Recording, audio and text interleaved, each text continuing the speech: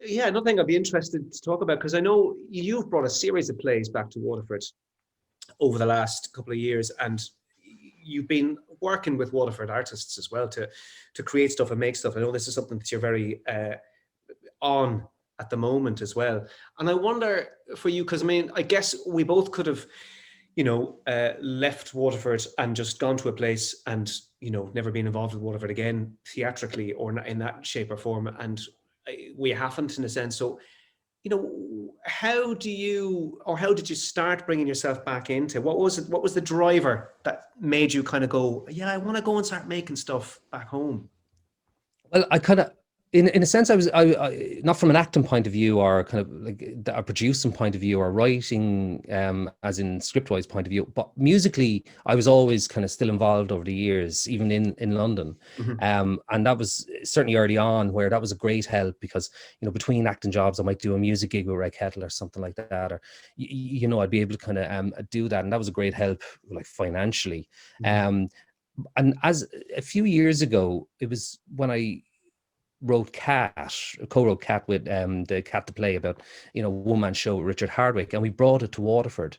And the buzz around it and it being, kind of myself being involved, Richard's mum is from Waterford as well. So it was kind of, kind of Waterford people seeing this and there's Waterford connections and it was great. I love the buzz around it and stuff.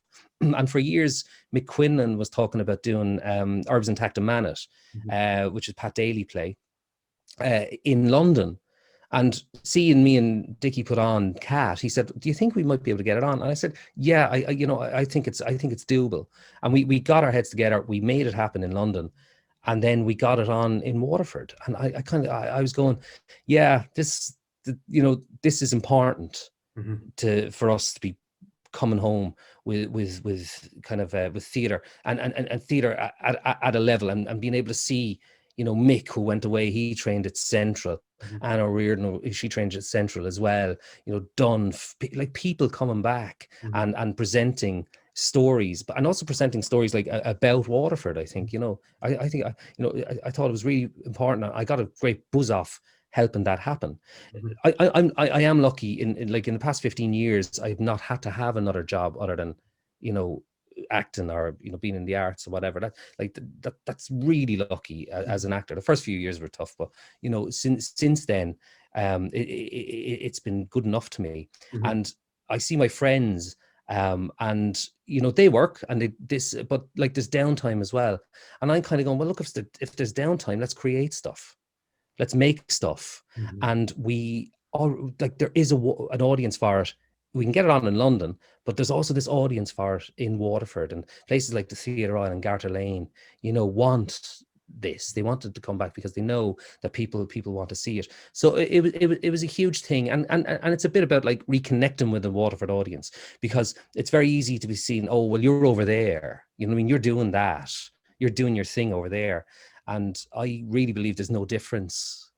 The Hmm. best play I've ever seen in my life was Catalpa the movie, Donald Kelly's one-man show in Garter Lane. And that, like, I've been all over the world working and different things and seeing theatre all over the world. And I put that up with the best of anything in the West End, the National, the RSC, Broadway, whatever. That one man telling that story on that stage in Garter Lane was stunning. So for me, there's no difference. The West End is an address, and that you can have as good as anything in Waterford. And yeah, that was it. Like, kind of the idea of bringing kind of bringing good work and stories people want to hear back home. I think that's really important, and kind of it's been a great excitement for me over the past few years doing that as well. Yeah, I think at the last night I could help a run in Waterford, I chose to go with some friends to Jeff's as opposed to the show, and I've regretted it every year since then, having heard so much about it. Uh, and I think for myself, I've gone back and I've done Brighton with Jim Nolan and a few other bits and Mm, pieces there, and there was the wonderful theatre development centre they have in Garter Lane too. So a space where I was working on a one man piece where you could get, you know, brilliant, yeah. a month in a space, Mm, which trying to find a space to work in for a month in London, you'd be paying a small mortgage to try and do that. You know what I mean? So there was great facility there. But for me, at least, it was, I mean, as much as I guess, as much as I enjoy doing and have enjoyed doing plays around the UK, you just find yourself sometimes in Leicester or York or any of these lovely places doing a play. And yeah, the realization for me was like, you know, this is great to be here and whatnot. But when I think about a community of people that I would most want to do work for, God bless the people of Leicester, but it's not necessarily Leicester. You know what I mean? So in my mind was beginning the idea, at least, that the group of people who probably mean the most to me that I would want to do work and perform for would be a Waterford audience, essentially. Do you know what I mean? Yeah. Or even an Irish in a more general context. Do you know what I mean? So it was always really, I guess, important for me to be in Ireland doing work in Dublin or wherever, but Waterford specifically. And so Brighton was a real, and that was great to be able to come back and just be able to live professionally in Waterford while doing a play written by a Waterford writer, going on for a Waterford audience. That, like you say, I think it's great, that idea of, you know, the West End being an address, which is my experience as well. Every time someone kind of, you know, was like, oh, you're on the Old Vic stage now. And I'm like, it's just a stage. It's just a stage. Yeah. You know, it's the same as any other stage in a way. And that's what sort of, I guess, attracted me back to it. It's just more meaningful in a way to be able to get back and to be able to do stuff. And you know, there's so much, I think, still present there that allows you to jump in and do stuff. Yeah, I think it's really lucky. But it's something we were talking about a little early before we started filming, which it's something that I'd sensed but never really realized. And it was that you were saying that challenge of coming back. That actually is a bit, what's that for you? Oh, well, like it is, because I think, you know, it's something you put on. I think it's something I put on myself anyway. But the worry that there's an expectation because you've been away, you know, and that you come back and like people like will expect something more from you. And you know, more than what you have to give, maybe, but like where you know, oh, but you went away, so you know, like I have to prove myself.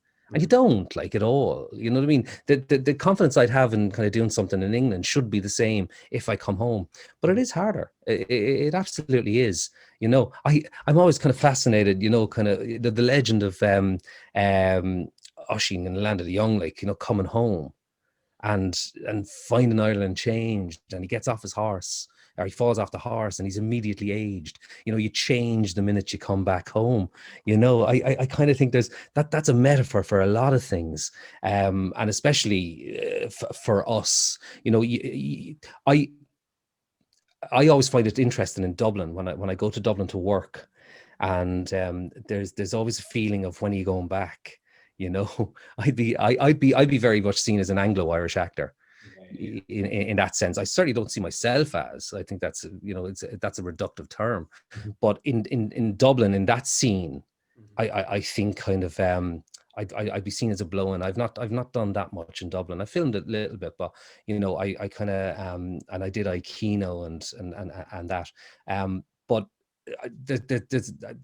that's a very much that it's quite insular in Dublin in that way. So I always kind of find it hard to come home to Waterford. Then, well, that's different because that's your friends, your family, your peers, and all that. And I don't know, it's a feeling of just wanting to kind of show them, I was right to go away. You know, something good came of this.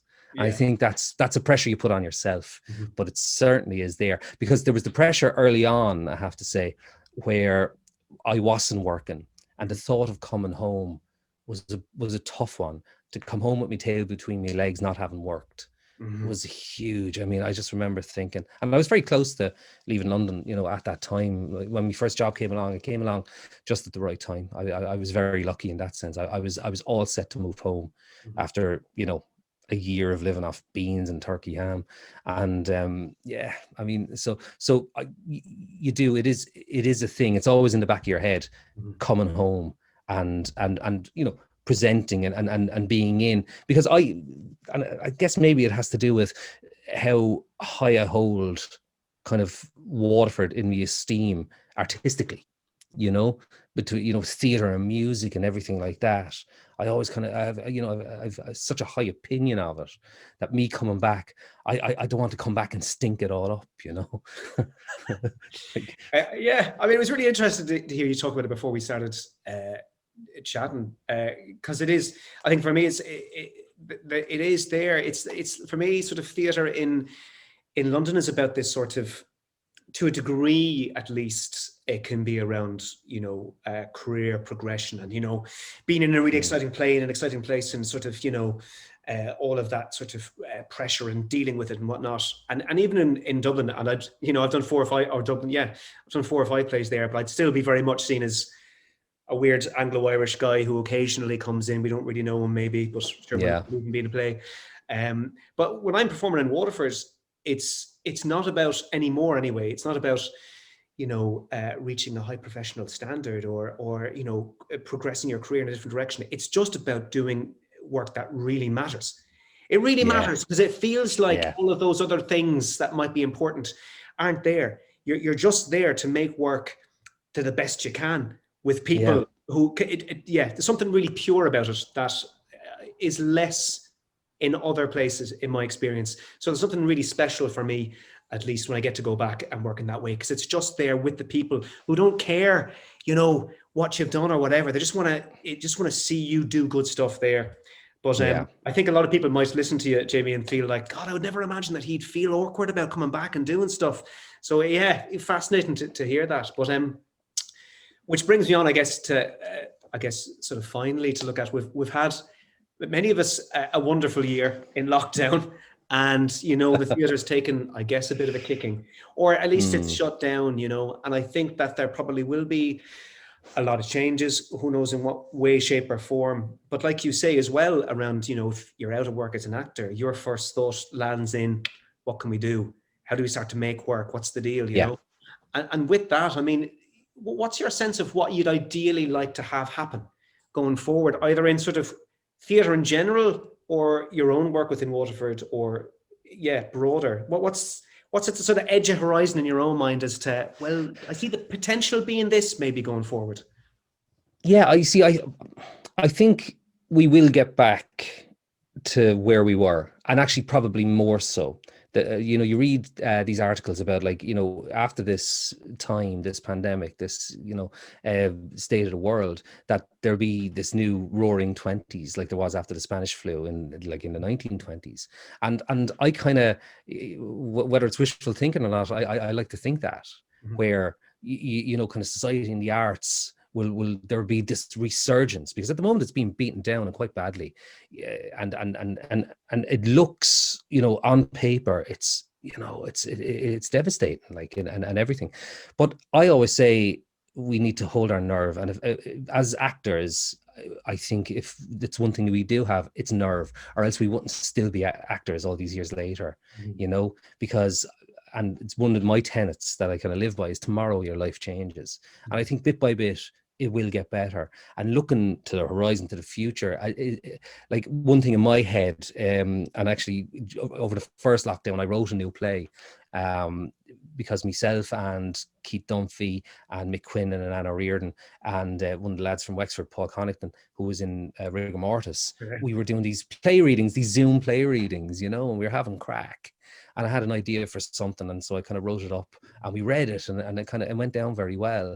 And then I started and Jim Nolan read it, and he really liked it, and, you know, and then I kind of started formulating the thing in my head, going, you know, when all this is done and when the theatre is back open, wouldn't it be lovely to come home, to come here? I know I'm home at the moment, but, like, you know, but to come home, you know, Waterford actors coming back from London again and putting on something and make an event of it, make it something that people want to get back into a communal space with again. And I think people are crying out to kind of get back there.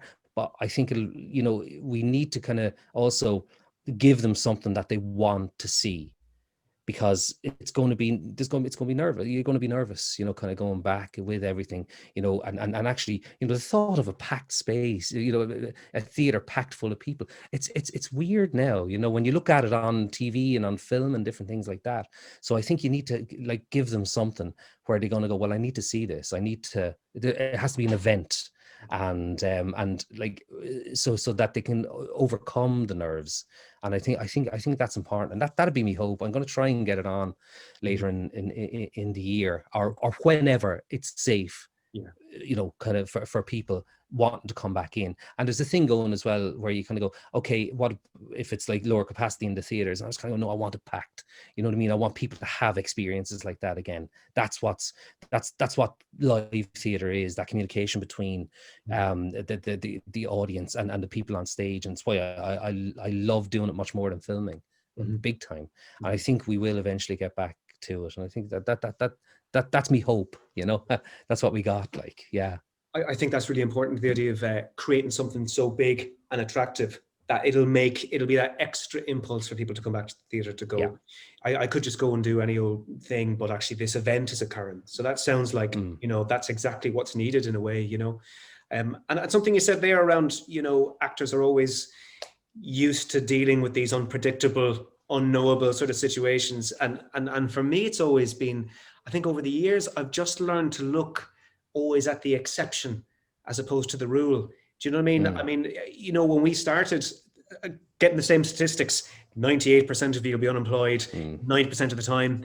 And, if I was to base all of my decisions off of that, I wouldn't have started. You just wouldn't, because it'd be insane to. Yeah. But no. My mind's always just taken up going, and maybe it's overly optimistic, I don't know, but it's worked well that, there are 2%. Yeah. And I just go, well, I'm going to aim for the 2%. And I think for me, at least, as an actor, it's the same in relation to lockdown and post that, no matter what situation I'm sort of hearing is potentially going to be the case. It's like, well, what are the cracks? What are the spaces in between the spaces that I can fit in, that I can begin to make things? And even we've been talking a bit about this, even, out of the Brexit nonsense. You got the same, I got an email from my agent about 2 days ago on Friday, sent out to all of the people in the agency, basically going, right, could you please send on photos of your passports, just to ensure that if anyone's got a passport that means they can travel in the EU, that's going to be amazing. Because, one of the little cracks from Brexit for actors is that, especially if you're Irish, you now are, because so much filming happens in other parts of Europe that is essentially looking for British casts, but now can't use British casts because they can't travel as quickly as they need to. And that's another little, and Irish actors can fit into that little bracket. So there's always these 2%. There's always these little cracks. And I guess over time, my mindset's just always looked for those and went, right, how can I fit in there? I think you're right, and I think like optimism, you say there, it's a huge thing, and positivity, because like I always feel, if you try and be in a positive frame of mind, it's not like you can't 24 hours be positive, because it's not real. The brain doesn't work like that. Human nature doesn't work like that. But if for the most part you can be positive and be optimistic, then you'll make positive choices, positive decisions. And also when positive things happen, you're kind of not ready for them, but you're in a better kind of way for, like, to kind of deal with it. With Brexit, you kind of go, I know it might be Schadenfreude, but where you kind of go, God, this could be really good for Irish actors, because we suddenly out of nowhere, because of a vote 4 years ago, are the principal English-speaking country in the EU now. Yeah, and I see it. I was in Budapest, last year filming, and that becomes much trickier now for English actors. They may need to get visas, all that kind of stuff. And when you're going for roles at a certain level, like, listen, if you're playing the lead, chances are they're probably coming from America anyway, or you're Eddie Redmayne, or you're whoever, like, or Cumberbatch or whatever, fine. And they're going to get you a visa. They're going to spend the money. They're going to lie her up. They're going to do all that. That's fine. But if you're going in as a day player for a week or so, and you're having a nice time in Budapest, have a nice little scene in something, and it's a nice few quid, they're not going to wheel out the liars for that. They're not going to go the hassle getting, visas, if it's going to be hassle to get an English actor over into Europe. It used to be really easy. Now it's not in England, but it is if you have an Irish passport. Yeah. And, they're looking for English speakers. They're looking for people who can do the English accent, American accents, all that kind of stuff. And you kind of go, for Irish actors, this could be, it's a major plus. And same, my agent was on to me about changing the slate at the start of my tapes, nationality, Irish, EU passport, gold, so we'll see. Who knows? And then you see, the thing is, we can work in England as well. Like Bridgerton, we shot that all around England, and they're like, if that goes again or anything like that, I don't know if it is, and I don't know if I'll be in it. But if it was, there's no problem. Brexit doesn't affect me working on that show at all. It's it's a British production. There's no problem, and you suddenly have the best of both worlds. I prefer if Brexit didn't happen, though, to be absolutely honest, because because it's a reductive notion of being isolationist like that, and that's a different conversation to have. But I think, yeah, it's going to be an interesting time for Irish actors. I really wonder, and this year is going to tell a lot. Yeah. Yeah. And I think on the other side of that positivity you were talking about, I guess what came to my mind was, I guess, being realistic about the negativity as well. I guess you can, as an actor or anyone in the arts at the moment, be quite negative about it and feel quite negative about it. But then how realistic is the negativity? I'm sure we've both had the situation after an audition of thinking, Jesus, I'm awful. I'll never get a job again. Do you know what I mean? And I think it's about maybe just inquiring a little bit as to how realistic that thought is. And, the thoughts of, sure, theatre's never going to come back or whatever. Well, actually, what's a realistic view of that? Is that realistic? There's still hundreds of venues. And so, again, I guess bringing a critical eye to some of that negativity when it comes in as well. I think so. I think it's easy. I think it's easy to get into those dark thoughts with the way things are, and you kind of go, "There's no, nothing's like, this is terrible." You know what I mean? Like, it's gone down to Swanee. I can't let myself believe that. But those thoughts happen. And you're talking about, like, after an audition saying, I'll never work again. I've been in jobs, and after a day's rehearsals that's been so bad, thinking I'm going to get sacked and I'll never work again. It always happens. Like, absolutely. Yeah. I remember, like, crying myself to sleep sometimes, going, oh, that's the end of this now. Why am I doing it to myself? And, but you end up thinking, like, you were the one that had the dark thoughts, not the director or whatever, and the following day you're in there sheepish and they're going, no, it's everything's cool. And I think eventually, and it will take time, but eventually it will be cool. But like I say, I think it's a big thing, holding your nerve and being ready, and still wanting to do it, not letting it be bet out of you. I think that's really important. It's hard, but it's important. Holding your nerve and being ready and wanting to do it, having that not bet out of you. Yeah, they're great. Jamie, usually we would have never spoke about any of this stuff because we'd be in the Sheephaven Bay watching a Waterford hurling game and we'd just be shouting at the screen. So it's honestly been great to have a conversation of this depth around all of this stuff, Yeah. And we hope that anyone watching in Garter Lane and anyone in Waterford having a gander will come to Jamie's Waterford Festival of Theatre. When it reopens. I have talked about that with people. Don't you're messing now. You're after saying it. Oh my God! But, like, listen, come here. We all have dreams, but sometimes they happen. Yeah. I just made up with that as a term, but hey, look, if you have that as an idea, run with it. I literally have had that conversation. Yeah. Have you? Yeah. Well, Jesus. Well, keep up with it. We'll see. Jamie, it's been a pleasure, man. The best. Nice. I'll talk to you when I next see you. Take care.